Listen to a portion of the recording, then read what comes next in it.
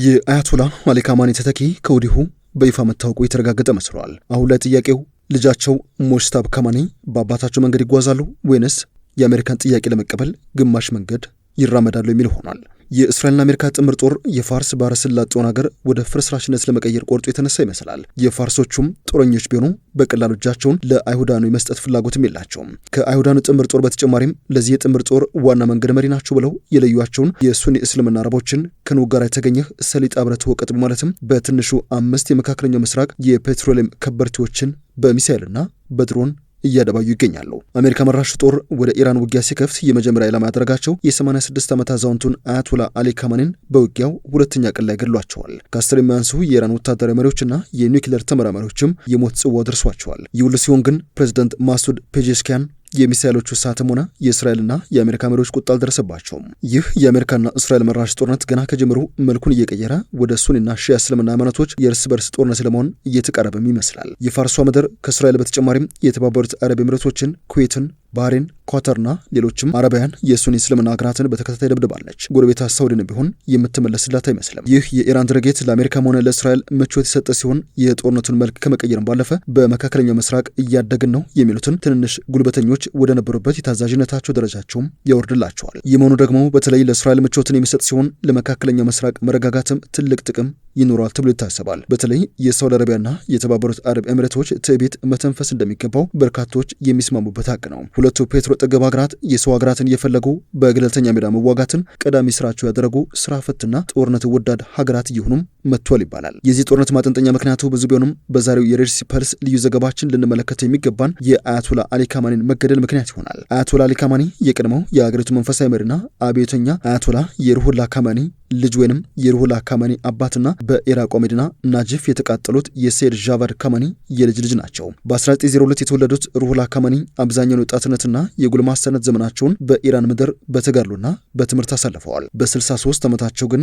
የመሐመድ ረዛ ፓህላቪ ንጉሳዊ ስርወ መንግስት በኢራን ምድር ላያቸው አልፈልግም በማለቱ ወደ ጎረቤታቸው ኢራቅ ተሰደው ከባግዳድ ሆኖ ታግለዋል። ለአንድ ዓመት በቱርክ ቆይ በኋላም ተመልሰው ወደ ኢራቅ በመግባት ትግላቸውን ቢቀጥሉም በ1978 የቀድሞው የኢራቁ ምክትል ፕሬዚዳንት ሳዳም ሁሴን ይህን ሰው በባግዳድ ሰማይ ስር ላይ አልፈልግም በማለትም አባረሯቸው። ከባግዳድም ከቴህራንም ያልተፈለጉት የ76 ዓመቱ አዛውንት በቱሪስት ቪዛ ወደ አውሮፓ ተሻግረው ፈረንሳይ ፓሪስ ገቡ። የኢራኑን አብዮትም ከፓሪስ ሆነ በመምራት የፓህላቪን ንጉሳን መንግስት አስወግደው በ1979 ከ14 ዓመታት የስደት ቆይታ በኋላ ኢራን ቴህራን ገቡ። በ1979 የአሜሪካ ታዋቂ መጽሔት ታይም የዓመቱ ሰው ብሎ የመረጣቸው ያኔው የ77 ዓመት አዛውንት በኢራናውያን ደጋፊዎቻቸው ዘንድ የአይበገርነትና የአሸናፊነት ምልክት ተደርገው የሚቆጠሩ ሲሆን በተለይም ሲያይወለድ የሆነውን የፓህላቪን መንግስት ለማስወገድ ባደረጉት ጥረትም የኢምፔሪያሊስቶች አለቃ የሚል ማዕረግም አከናንቧቸው ነበረ። ለ10 ዓመት ኢራንን የመሩት ሩሁላ ካማኒ በከፍተኛ ልብ ህመም ምክንያት በ1989 ሲሞቱ በእርሳቸው እግር የተተኩት ከቀናት በፊት በእስራኤልና በአሜሪካ ጥምር ጦር የተገደሉት አሊ ካማኒ ናቸው። አያቶላ ሩሁላ ካማኒ ከአብራካቸው ከወለዷቸው በርካታ ልጆቻቸው ሁሉ የአሊ ካማኒ ስኬት ጎልቶ የሚነሳ ሲሆን የመንፈስ ልጃቸው ሂዝቦላህም ሌላው የእርሳቸውን ፖለቲካዊ ርዕዮተ ዓለም ያስቀጠለ ልጃቸው ተብሎ ይጠቀሳል። አዛውንቱ አያቶላ ሩሁላ ካማኒ ሲሞቱ በወቅቱ ከነበረው የኢራን ህዝብ መካከል 1/5 ወይም 20 በመቶ የሚሆነው ቀብራቸው ላይ ተገኝቶ አልቅሶ ቀብሯቸዋል። በ10 ሚሊዮን ህዝብ እንባ ታጅቦ የተቀበረው የአያቶላ ሩሁላ አስከሬን እስከ ትላንት ድረስ በኢራን ምድር ማንም የማይደፍረው የክብር ንብረት ሆኖ በወርቅ በተለበጠ ፉካ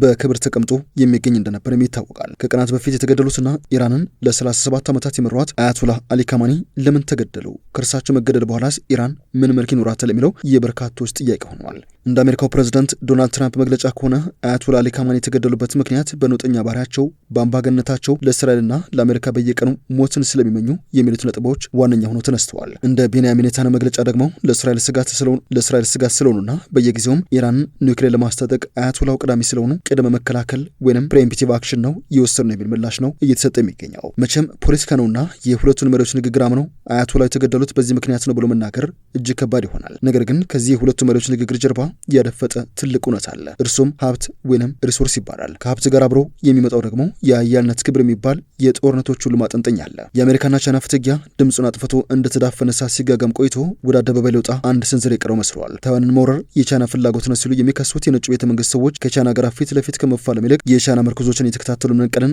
ዋና የጦር ስልታቸው አድርገውታል። የፊደል ካስትሮ መንግስት ሁሉን አቀፍ ድጋፍ አድርጋ ኩባን ያኖረቻት ቻይና በተለይም ቬንዙዌላን ተጠቅማ ለራሷ ነዳጅ በቅናሽ ስታጋብስ ለኩባም ዳረጎት ፍላጎት እንዲደርሳት በማድረግ የሀቫና ሰዎች በልተው እንዲያድሩ ታደርግ ነበረ። ይህን የተረዱት አሜሪካውያን የሚያደርጉት ጠፍቷቸው ሲጥመነመኑ ቢከርሙም የዓለም ዲፕሎማሲና ሕገ ስርዓት የማይገዛቸው ጉልቤው ዶናልድ ትራምፕ ከቀናት በአንድ ሌሊት ወደ ቬንዙዌላ የላኩት ስኳድ ኒኮላስ ማዱሮ ከባለቤታቸው ጋር ከተኙበት አፍነው ኒውዮርክ ወሰዷቸው። ድርጊቱ ወንጀል ብቻ ሳይሆን ነውር ቢሆንም ይህን ያደረገችው ዋሽንግተን ነችና ማንም ምንም ሳይ ማዱሮም የቻይናን ድጋፍ ከንቱነት ተረድተው እጃቸውን በካቴና ታስረው በአሜሪካ ፍርድ ቤት መመላለስ ቋሚ የዕለት ተዕለት ተግባራቸው ሆኗል። ቬንዙዌላ ላይ አንድ ምርኩዝ የነቀለችው አሜሪካ አሁን ደግሞ ወደ ፋርስ ባለሰላጤን በማምራት የአያቶላው መንግስት ማፍረስና መዋቅሩን መበተን አለማ ስትሰራ ቆይታ በመጨረሻም የምትፈልገውን አደረገች። አያቶላውና ሌሎች 10 የአያቶላ መዋቅር ሹሞች እየተለቀሙ ተገደሉ። ለአያቶላ መገደል ትክክለኛ ምክንያቱ ነው የምናገኘው እዚህ ላይ ነው። ከ5 ዓመት በፊት የአያቶላ አሊ ካማኒ በ81 ዓመታቸው ማለት ነው ከቻይና ጋር የ400 ቢሊዮን ዶላር የብድር ስምምነት ተፈራረሙ። ያ የብድር ስምምነት ደግሞ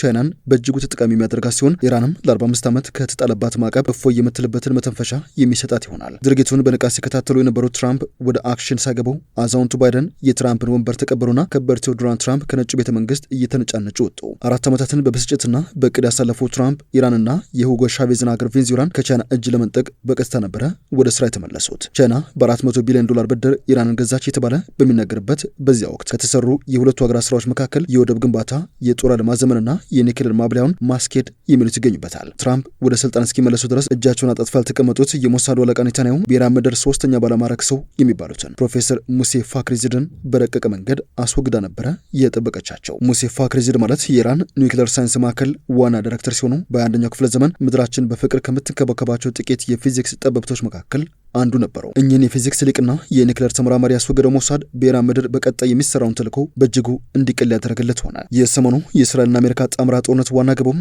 የኢራንን ጉልበት ከመከርኮም ባለፈ የቻይናን ተስፋፊነትና ኃያልነት ከመስመር እንዳያልፍ መቀንበብ እንደሆነ የሴራ ፖለቲካ ተንታኞች ይናገራሉ። ሁለቱ የጥምር ጦር አባላትም አያቶላ አሊ ካማኒን ጨምሮ ጥቂት የሚያባሉ የአያቶላ መዋቅር ሹሞችን በጥንቃቄ ያስወገዱበት ሌላኛው ምክንያት ደግሞ የአያቶላውን ተቃዋሚዎች ለጥምር ጦሩ ድጋፋቸውን አጠናክረው እንዲቀጥሉና በጥምር ጦሩ ላይም ጥርጣሬ እንዳያድርባቸው ለማድረግ የታሰበ እንደሆነ ይታመናል። ሌላው ጥያቄ በቀጣይ ኢራን ምን ትሆናለች የሚለው ነው። የእስልምና መንግስታትን የረዥም ዘመናት ስልጣን መውደቅ በኋላ የተፈጠሩ እውነቶችን በመመልከት የቀጣዩን ኢራን ዕጣ ፈንታ በቀላሉ መተንበይ ይቻላል። አፍጋኒስታን፣ ኢራቅና ሊቢያ እንዳይሆኑ ሆኖ ፈራርሰዋል። ኢራንም ዕጣ ፈንታዋ ከዚህ የተለየ ሊሆን እንደማይችል በርካቶች ግምታቸውን ያስቀምጣሉ። የኢራን መልክዓ ምድር ለእግረኛ ውጊያ ፈታኝ በመሆኑ አሜሪካዎቹ ጦራቸውን ወደ ፋርሷ የኢራን ምድር ሊያስገቡ ይችላሉ።